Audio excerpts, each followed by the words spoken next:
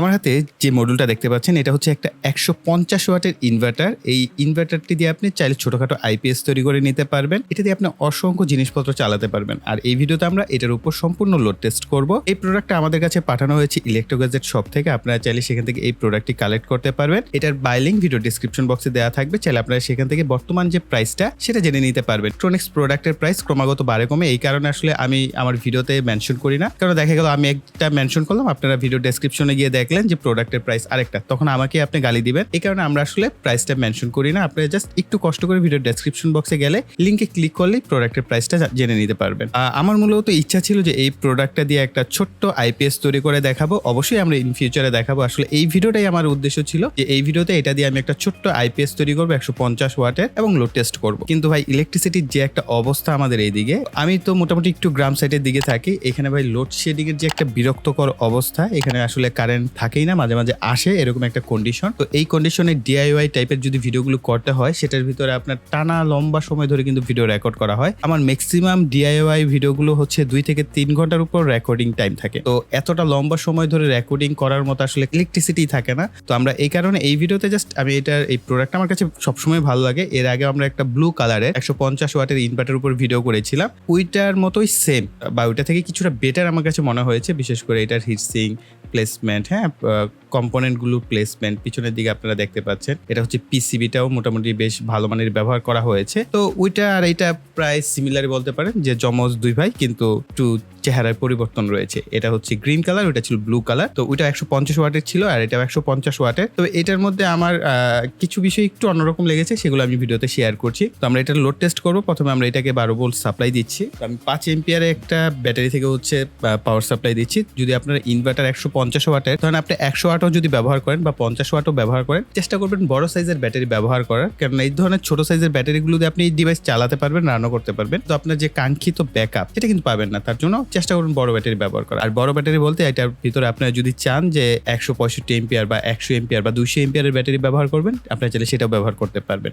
ম্যাক্সিমামই হচ্ছে চাইনিজ লেখা, এই কারণে অনেক জায়গায় আমার আসলে বোঝা যাচ্ছিল না বা আমি ক্লিয়ার ভাবে বুঝতে পারছিলাম না যে আসলে কি বোঝানো হয়েছে, এখানে কি লেখা হয়েছে, এখানে কি লেখা রয়েছে। হ্যাঁ, তো অনুমান করতে পারছি এটা হচ্ছে প্লাস 12 ভোল্ট, অর্থাৎ 12 ভোল্ট এখানে হচ্ছে আমাদের কানেকশন দিতে হবে ব্যাটারি থেকে। সম্ভবত এখানে ব্যাটারি লেখা হয়েছে চাইনিজ ভাষায়। আর এইখানটা আসলে কি, এটার যে প্রান্তটার কি কাজ বা এটার যে কি কাজ সেটাও কিন্তু বলা হয় না। এখানে প্লাস দেওয়া আছে এবং এইখানে মাইনাস দেওয়া আছে, প্লাস মাইনাস দেওয়া। হ্যাঁ, তো অনেকে এটাকে মনে করতে পারেন যে ভাই এখানে কি 12 ভোল্ট আউট হবে, না, এখানে 12 ভোল্ট আউট হয় না। এখানে আমি দেখেছি যে সরাসরি 300 ভোল্টের মতো আউটপুট হয়। আর এইটা দিয়ে হচ্ছে আপনার এসি আউটপুট হয়। এসি আউটপুট বলতে আপনার যখন লোডটা কানেকশন করবে, লোড ডিমান্ড করবে, কিন্তু ম্যাক্সিমাম কত হবে সেটা আবার আপনি এখান থেকে সেট করে দিতে পারবেন। হ্যাঁ, আমি আরেকটু কাছ থেকে দেখানোর চেষ্টা করি। এখানটায় দেখেন 1 নম্বরে হচ্ছে 110 ভোল্ট আপনি আউটপুট নিতে পারবেন। তাহলে আপনি এই 1 নম্বরে যে জাম্পার আছে এইটাকে খুলে এইটার মধ্যে আপনি কানেকশন করে দিবেন। আপনার যদি 200 ভোল্ট আউটপুটের সাপ্লাই প্রয়োজন হয়, সেক্ষেত্রে আপনি এটাকে খুলে এই 2 নম্বরে যে কানেকশন আছে এটার মধ্যে করে দেবেন। 3 নম্বরে হচ্ছে 220 ভোল্ট এখানে কানেক্টেড অবস্থায় আছে, আপনি চাইলে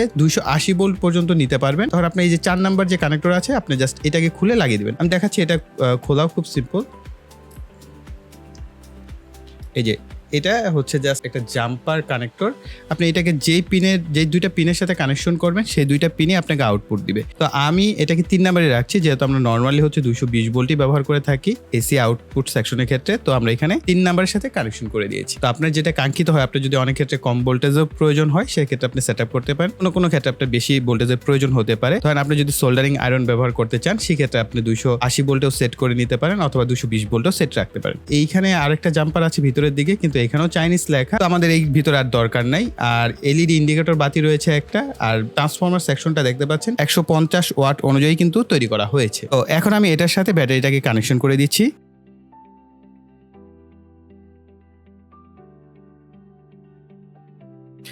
ইনভার্টার সেকশন কানেকশন করার একটা রুলস বলে দিচ্ছি, সেটা হচ্ছে আপনি যখন ইনভার্টার কানেকশন করবেন, প্রথমে পজিটিভটাকে কানেক্ট করবেন, এরপর 1-2 সেকেন্ড একটু অপেক্ষা করবেন। এর যে কোনো ধরনের ইনভার্টার হতে পারে। এরপর হচ্ছে এটা নেগেটিভটাকে কানেকশন করে দিবেন। এইখানে মিটারে হচ্ছে আমি ডিসি 600 ভোল্ট সিলেক্ট করেছি। তো এখানে দেখেন কত ভোল্টেজ আসে, এখানে 367 ভোল্টের মতো চলে আসছে। হ্যাঁ, যদিও লোড দিলে কিন্তু এত ভোল্টেজ থাকবে না, এটা ইনভার্টার সেকশনে সবসময় একটু বাড়তি দেওয়া হয়। আর আমাদের ব্যাটারির ভোল্টেজটা যদি আমরা দেখি, দেখতে পাচ্ছেন 12.39 ভোল্টেজ কিন্তু আমাদের রয়েছে ব্যাটারি। তো এরকম একটা ব্যাটারিতে আপনি এরকম ভোল্টেজটা পাচ্ছেন। আর যদি আমরা এসি সেকশন সিলেক্ট করি তাহলে আমরা এখানে দেখতে পাচ্ছি যে এসিতে কিন্তু আমার ভোল্টেজটা দেখাচ্ছে না। ওকে, আর যদি আমরা এই দুই প্রান্তে দেখি এসি সেকশনে আমরা এখানে লিমিটেড একটা ভোল্টেজ দেখতে পাচ্ছি, কিন্তু আমরা যখনই এটার সাথে আমরা এসি লোডকে কানেকশন করছি তখন আমরা আউটপুট পাচ্ছি। অর্থাৎ এটা আপনার লোডের উপর ডিপেন্ড করে আউটপুটটাকে দেয়, কিন্তু আপনি যত ভোল্টেজ সিলেক্ট করেছেন ম্যাক্সিমাম তত ভোল্টেজ পর্যন্ত যাবে। আমরা এটাও একটু দেখি। প্রথমে আমরা এই 60 ওয়াটের একটা বাতি আমরা এখানে কানেকশন দিই। আমরা যদি এখানে এইটাকে প্রথমে দেই, এই যে দেখতে পাচ্ছেন 60 ওয়াটের বাতি কিন্তু একদম প্রপারলি জ্বলছে এবং ঠিকঠাক মতোই জ্বলছে। হ্যাঁ, আমরা এখন এই পাশেরটাই যদি দেই, দেখবেন এটাও আমাদের এই বাতিটা রান করবে। এই যে দেখেন এখানেও কিন্তু আমাদের বাতিটা ঠিকঠাক মতোই জ্বলছে, দুইটা থেকে কিন্তু এসি আউটপুট বের হচ্ছে। অলরাইট, তো এখন আমরা 100 ওয়াটের একটা বাতি দিয়ে দেখি। এটা হচ্ছে 100 ওয়াটের বাতি। আচ্ছা, এটা বাতিটা ভালো আছে কিনা দেখা যাক।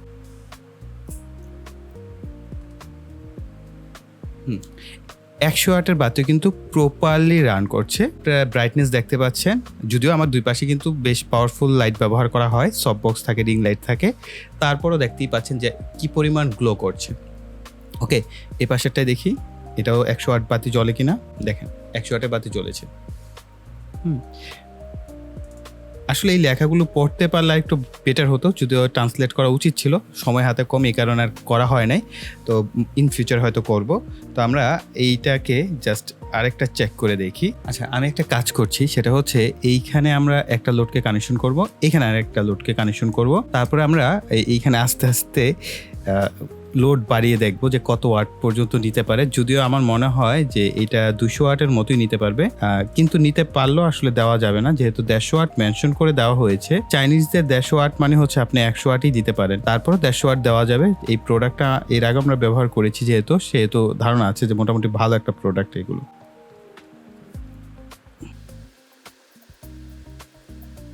প্রথমে আমরা 60 ওয়াটের বাতিটাকে দিচ্ছি। তো দেখতেই পাচ্ছেন এটা ঠিকঠাক মতো রান করছে। এখন আমরা এইখানে 100 ওয়াটের বাতিটাকে দেই। 160 ওয়াট কিন্তু এখন আমাদের চলছে। তো আমরা 100 ওয়াটের বাতি আপাতত বন্ধ, 60 ওয়াটের বাতিও বন্ধ। এটা 100 ওয়াট দিব। 100 ওয়াট কিন্তু এগুলো 100 ওয়াটের বেশি হয়, এটা আপনারা অনেকেই জানেন। আর এই ধরনের বাতি তো আসলে আপনারা ইনভার্টার দিয়ে ব্যবহার করবেন না, হয়তো আপনি স্মার্টফোন চার্জ দিবেন, অন্য রাউটার ব্যবহার করতে পারেন, অথবা হয়তো সোল্ডারিং আয়রন ব্যবহার করবেন, তাই না? অথবা এলইডি বাতি যেগুলো আছে সেগুলো ব্যবহার করবেন। এবার আপনি ব্যাকআপটাও বেশি পাবেন, আপনি অনেক বেশি লোডও ব্যবহার করতে পারবেন। আমরা প্রথমে 100 ওয়াট অ্যান্ড অ্যানাদার 100 ওয়াট, দেখা যাক এই 200 ওয়াট সে রান করতে পারছে প্রপারলি। 200 ওয়াট বাতি জ্বলছে। দেখেন এটা ইনভার্টার কত, 150 ওয়াটের, 200 ওয়াট রান করছে। তো আমি এইটাকে আর ফোর্স দিতে চাচ্ছি না, যদিও হয়তো বা এটা ফোর্স নিতে পারবে, তারপর আমি এটাকে আর কোনো ফোর্স দিচ্ছি না। ওকে, আমি এটাকে খুলে দিচ্ছি, কারণ আমার ব্যাটারিটাও ছোট। এরপরও দেখেন 200 ওয়াটের বাতি একদম প্রপার রান করতে পেরেছে। এই কারণে আমার কাছে এই ইনভার্টারটা সবসময় পছন্দের। আমি এর আগেও এটা অনেকবার খুঁজেছি, আসলে আমি হাতের কাছে পাই নাই, ব্লু রঙেরটাই পেয়েছি। তো ব্লু রঙের 2টা ইউনিট আমার কাছে ছিল, তো একটা তো অলরেডি আপনাদের সাথে ভিডিওতে শেয়ার করা হয়েছে, আরও একটা ইউনিট সম্ভবত কোথাও আছে। আমরা যদি এখন এই যে ব্লু কালার যে টার্মিনাল আছে, এইখানে ধরেন আমরা যদি ডিসি সেকশন সিলেক্ট করে তারপর আমরা এটার আউটপুটটা দেখতে যাই, তাহলে দেখছেন কোনো আউটপুট কিন্তু দিচ্ছে না। হ্যাঁ, এমনকি এসি হাই ভোল্টেজও কোনো আমরা আউটপুট পাচ্ছি না। খুবই গুরুত্বপূর্ণ একটা পার্ট, সেটা হচ্ছে এই ইনভার্টার দিয়ে আসলে আপনি কি চালাতে পারবেন। এই ইনভার্টার দিয়ে আপনি ধরেন এলইডি বাতি যদি আপনি চালাতে চান, 4টা 5টা 18 ওয়াট বা 15 ওয়াট বা 12 ওয়াট এই ধরনের এলইডি বাতিগুলো আপনি চালাতে পারবেন, যেগুলো এসি 220 ভোল্ট থেকে চলে। এলইডি বাতির জন্য এটা পারফেক্ট। এখন আপনি ধরেন 40 ওয়াট বা 25 ওয়াটের সোল্ডারিং আয়রন ব্যবহার করবেন, সেক্ষেত্রে আপনি ব্যবহার করতে পারেন। কিন্তু আপনার বাসার যদি আপনি সিলিং ফ্যান ব্যবহার করতে চান অথবা জনি ফ্যান ব্যবহার করতে চান, ওই যে খাঁচা ফ্যান যেগুলোকে আপনারা বলে থাকেন, টেবিলের উপর মোটামুটি স্ট্যান্ড করে ব্যবহার করা যায়, খাঁচা ফ্যান কিন্তু সিলিং ফ্যানের চাইতেও বেশি ওয়াট টানে, এটা মাথায় রাখতে হবে। ওই ধরনের কোনো ধরনের ফ্যানই আসলে এটার সাথে ব্যবহার করা যাবে না। এটার প্রাইসটাকেও আপনার মাথায় রাখতে হবে যে আপনি 500-600 টাকার একটা ইনভার্টার দিয়ে আপনার বাসায় সিলিং ফ্যান চালাবেন, এটা কি হয়? যেমন গুড় তেমন মিঠাই লাগবে ভাই, তার থেকে বেশি মিঠা হবে না। প্রাইস কম্পারিজন আপনাকে মাথায় রাখতে হবে যে আপনি এই প্রাইসের মধ্যে এর থেকে বেটার কি পেতে পারেন। এর বেশি চিন্তাই করা যাবে না যে আপনি এটা দিয়ে সিলিং ফ্যান চালাবেন, ফ্রিজ চালাবেন, টিভি চালাবেন, সেগুলো চালানো যাবে না। এগুলো বেসিক ইনভার্টার, অন্য রাউটার এই জাতীয় কোনো কিছু চালাতে চাচ্ছেন যেগুলো খুবই কম ওয়াট নেয়, হ্যাঁ, ওই ধরনের জিনিসপত্র চলবে।